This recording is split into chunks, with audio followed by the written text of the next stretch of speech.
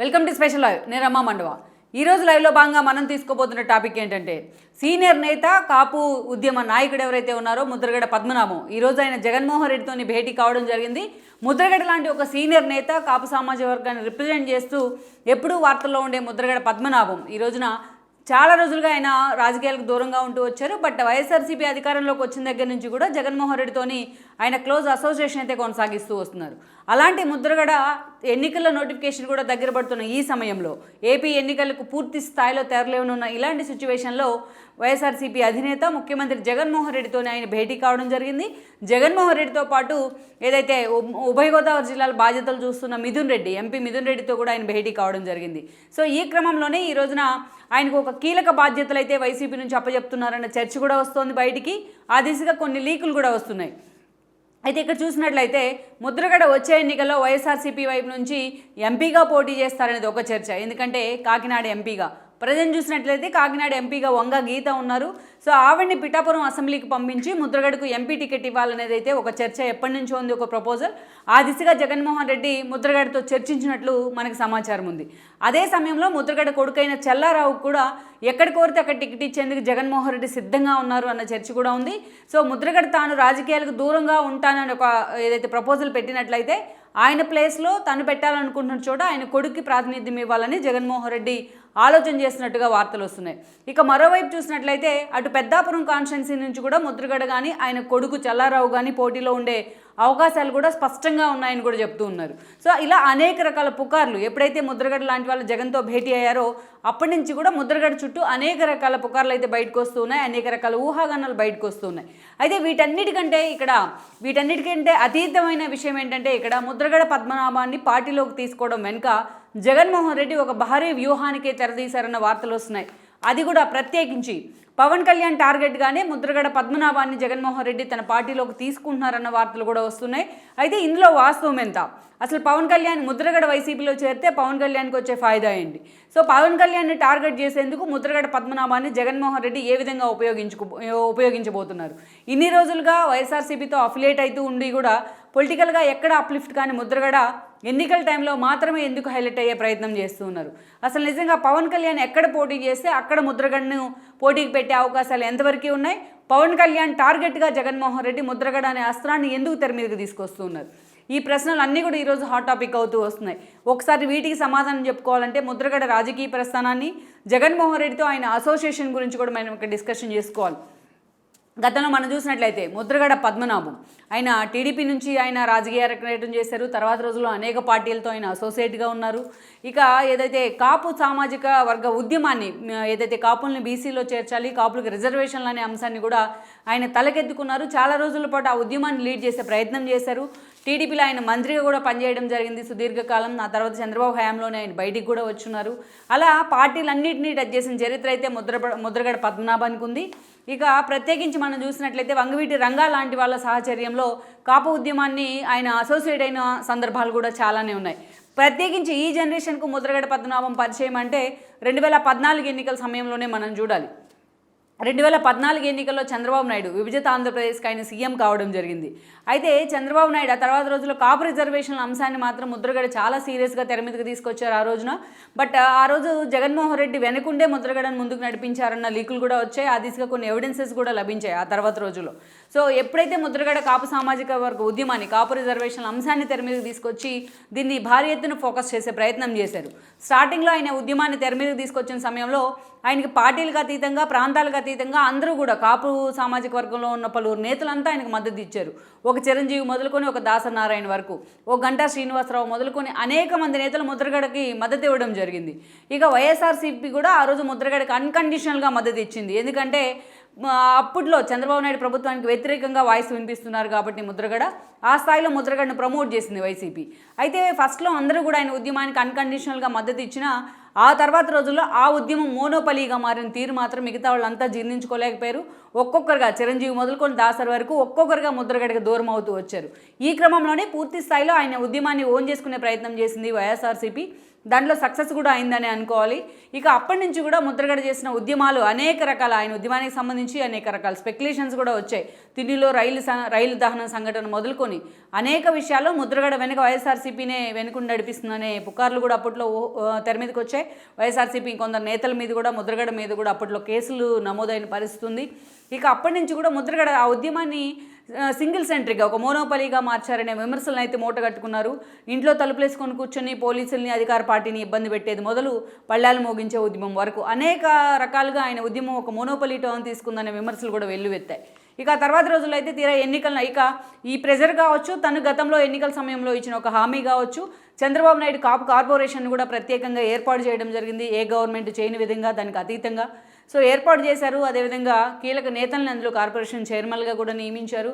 ఆ కార్పొరేషన్ ద్వారా ఎవరైతే కాపు సామాజిక వర్గంలో వెనుకబడి ఉన్న కొంతమంది విద్యార్థులకి ఆయన విదేశీ విద్యను అందించారు. విదేశాలకు వెళ్ళడానికి హెల్ప్ కూడా చేయడం జరిగింది ప్రభుత్వం వైపు నుంచి. అనేక రకాల సంక్షేమ కార్యక్రమాల దిశగా ఆ కార్పొరేషన్ ఆయన తీసుకెళ్ళారు.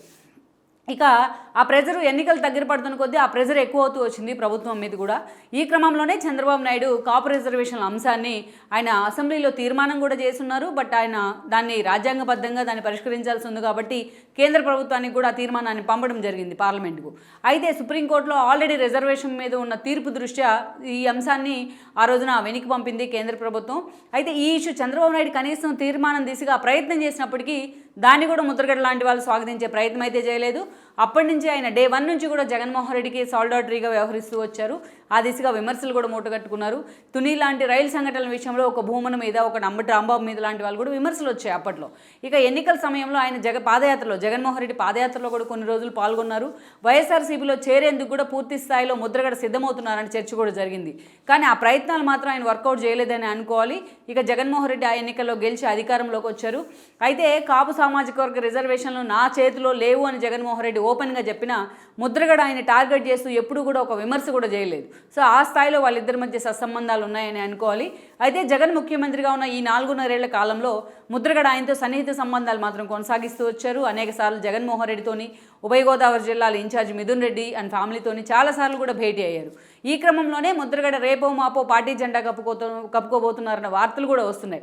అయితే ఎన్నికల సమయంలో ఆయన అవసరాన్ని గుర్తించిన జగన్ ఈరోజు చాలా సీరియస్గా ముద్రగడను తన పార్టీ వైపు నుంచి ఎస్టాబ్లిష్ చేసే ప్రయత్నం చేస్తున్నారు. అయితే అందుకు ప్రత్యేక కారణాలు ఉన్నాయి. ఇక్కడ ముద్రగడ మీద ప్రేమో, కాపు సామాజిక వర్గం మీద ఉన్న అభిమానమో కాదు. ఇక్కడ జగన్మోహన్ రెడ్డి ఇక్కడ ఒక స్ట్రాటజీని అయితే తెర మీదకి తీసుకొస్తున్నారన్న వార్త అయితే, ఆ లీక్లు అయితే వస్తున్నాయి.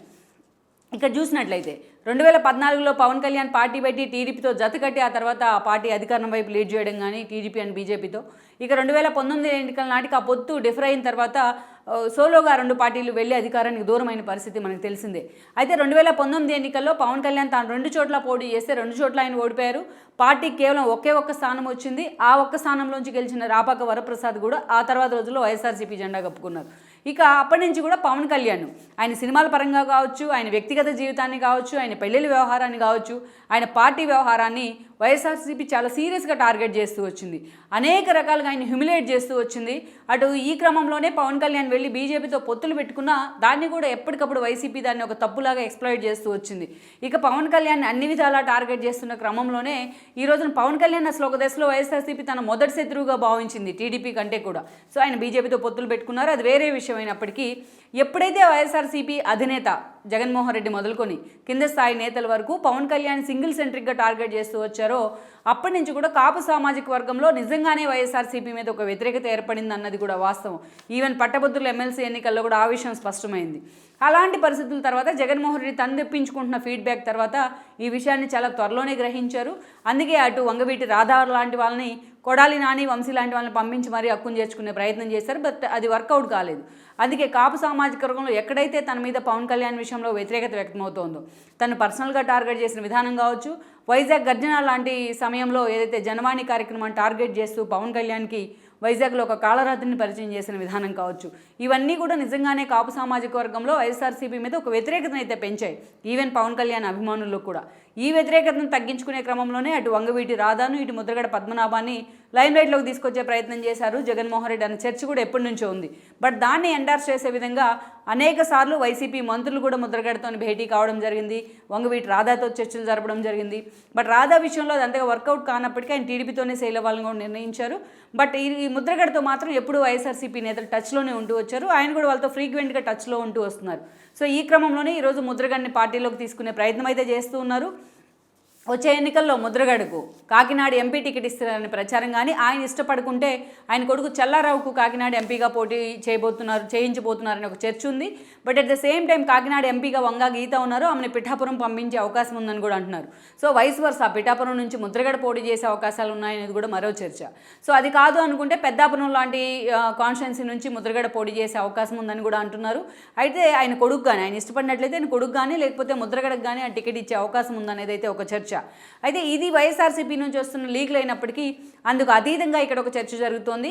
ఈరోజు కేవలం పవన్ కళ్యాణ్ మీద పోటీకి నిలబెట్టేందుకే జగన్మోహన్ రెడ్డి ముద్రగడను పూర్తి స్థాయిలో తన వైపు మళ్లించుకునే ప్రయత్నం చేస్తున్నారని కూడా వార్తలు వస్తున్నాయి. పవన్ కళ్యాణ్ ఈరోజు గత ఎన్నికల్లో గాజువాక నుంచి భీమవరం నుంచి పోటీ చేసి ఓడిపోయిన తర్వాత ఈరోజు ఇప్పటిదాకా అయితే ఆయన పోటీ చేసే స్థానం మీద తన నోటి వెంట ఒక క్లారిటీగా ఉన్న ఒక ప్రకటన అయితే రాలేదు. బట్ పవన్ కళ్యాణ్ మాత్రం ఎట్టి పరిస్థితుల్లో ఈసారి కేవలం ఒక్క స్థానం నుంచి పోటీ చేయాలని ఆలోచన చేస్తున్నారు. అది కూడా ప్రత్యేకించి భీమవరం కానీ లేకుంటే పిఠాపురం కానీ ఈ 2 నియోజకవర్గాల్లో ఏదో ఒక స్థానం నుంచి తాను పోటీ చేయాలనే ఆలోచనలో పవన్ కళ్యాణ్ ఉన్నారు. సో ఆ దిశగా టీడీపీ అధినేత చంద్రబాబు నాయుడుతో కూడా ఆయన చర్చలు జరుపుతున్నారు. అందుకే పవన్ కళ్యాణ్ ఎక్కడ నిలబడితే అటు భీమవరమా ఇటు పిఠాపురమా అక్కడి నుంచి ముద్రగడను బరిలో దించేందుకు జగన్మోహన్ రెడ్డి ఈ రోజున భారీ స్కెచ్ వేస్తున్నారన్న లీకులు వస్తున్నాయి. గతంలో లోకేష్ని ఓడిస్తే మంత్రి పదవి ఇస్తానంటూ ఆళ్ల రామకృష్ణారెడ్డి కూడా జగన్మోహన్ రెడ్డి హామీ ఇచ్చారు. ఇప్పుడు చంద్రబాబు నాయుడు కుప్పంలో రేపటి ఎన్నికల్లో ఓడిస్తే భరత్కు మంత్రి పదవి ఇస్తానంటూ కూడా హామీ ఇచ్చారు. సో ఆ దిశగా ఈరోజు చూసినట్లయితే ముద్రగడ పద్మనాభం లాంటి వాళ్ళని పవన్ కళ్యాణ్ మీద పోటీ పెట్టడం ద్వారా ఒక మైండ్ గేమ్కి అయితే జగన్మోహన్ రెడ్డి తెరదీయబోతున్నారని చర్చ జరుగుతోంది. అందుకే పవన్ కళ్యాణ్ భీమవరం నుంచో లేకుంటే పిఠాపురం నుంచో పోటీ చేస్తారని వార్తలు వస్తున్న క్రమంలో ఈరోజు ముద్రగడను ఆయన కొడుకును కూడా జగన్మోహన్ రెడ్డి దగ్గర చేసుకునే ప్రయత్నం చేస్తున్నారని లీకులు అయితే వస్తున్నాయి. సో ముద్రగడ పవన్ ఎక్కడ పోటీ చేస్తే అక్కడ తాను పోటీకి దిగుతానంటూ ఆ విషయాన్ని కూడా సై అంటున్నారు ముద్రగడ అని కూడా జగన్మోహన్ రెడ్డి సన్నిహిత వర్గాలు అయితే బయటికి లీకులు ఇస్తూ వస్తున్నారు. సో ఓవరాల్గా ఇప్పుడున్న పరిస్థితుల్లో పవన్ కళ్యాణ్ వ్యూహాలకు చెక్ పెట్టేందుకు, పవన్ కళ్యాణ్కి సోలోగా చెక్ పెట్టేందుకు ముద్రగడ రూపంలో జగన్మోహన్ రెడ్డి చేస్తున్న ప్రయత్నం ఎంతవరకు వర్కౌట్ అవుతుందనేది కూడా మనం చూడాల్సి ఉంది.